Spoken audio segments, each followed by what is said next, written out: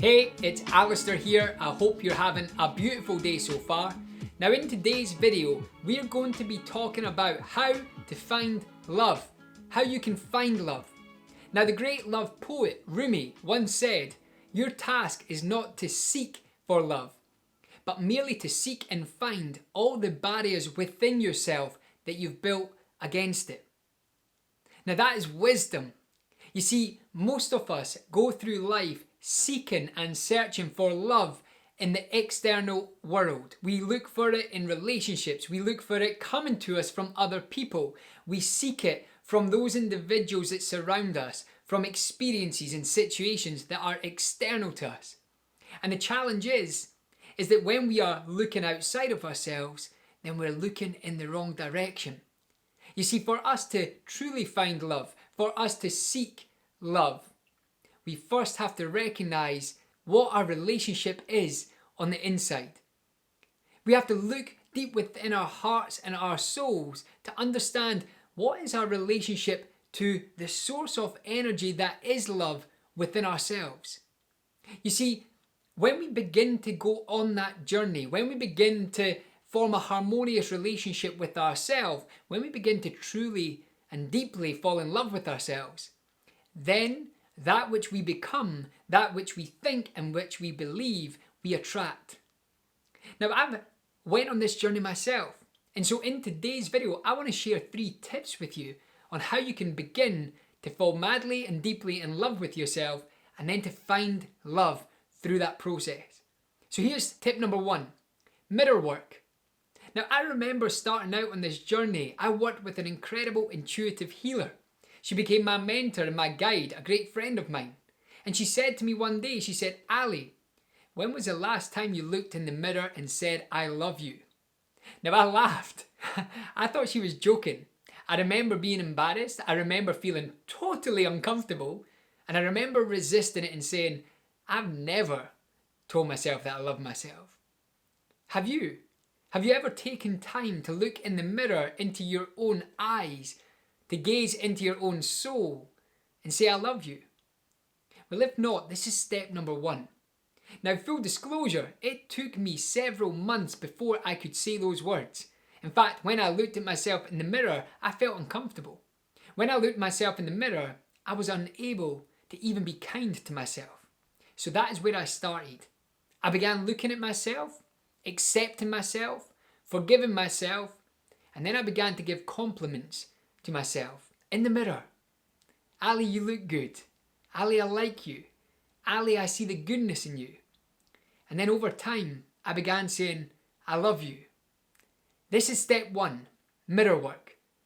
We have so many mirrors every day that you have the opportunity to practice this in your own space without anyone even knowing.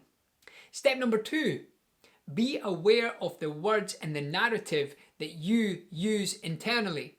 Be aware of how you speak to yourself, what you say to yourself. Do you lift yourself up or do you bring yourself down? Are you in the mode of the inner critic or do you support and cheerlead yourself? For most of us, the inner critic is the stronger voice. For most of us, the inner critic drowns out the truth of who we are. So step number 2 is become aware of your language and your narrative and change it. Now an easy way to do this is to, in one column, write down all of the things that you say about yourself. Everything. And notice whether it's negative or positive.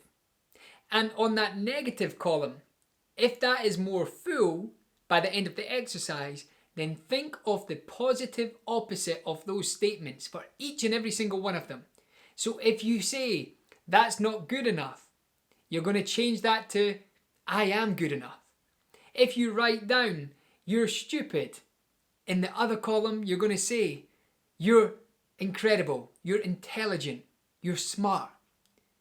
If you write down, "I am not worthy," in the other column, you're going to write down, "I am worthy." And over time, as we draw awareness to our words and our language and our narrative, we're going to begin speaking kinder to ourselves. You see, those words have so much power to them. They help us form our beliefs and our attitudes, and which in turn informs our behaviours, the way that we show up in the world. So number 2 is become aware of the words in the narrative. Step number 3 is every single day visualize your best self. Visualize the very best version of yourself. That self where you imagine you being whole, complete, non-judgmental. Where you imagine yourself being free and connecting. Where you imagine yourself falling deeply and truly in love with yourself every day. Waking up with a sense of being connected, whole, complete inside. Knowing that you are enough. And spend at least 10 minutes every day visualizing that person who you already are in the world and the field of possibilities. Visualize your best self. Through that visualization, evoke emotion. Feel the gratitude and the love for that version of you because it's already realized in the field of possibility.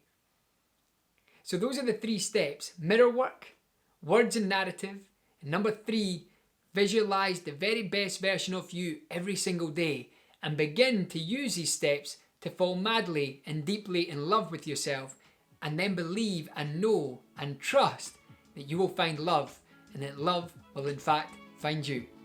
Listen, have a beautiful day. Let me know what you think in the comments box below, and I hope and truly hope this serves you well. Take care. Bye bye.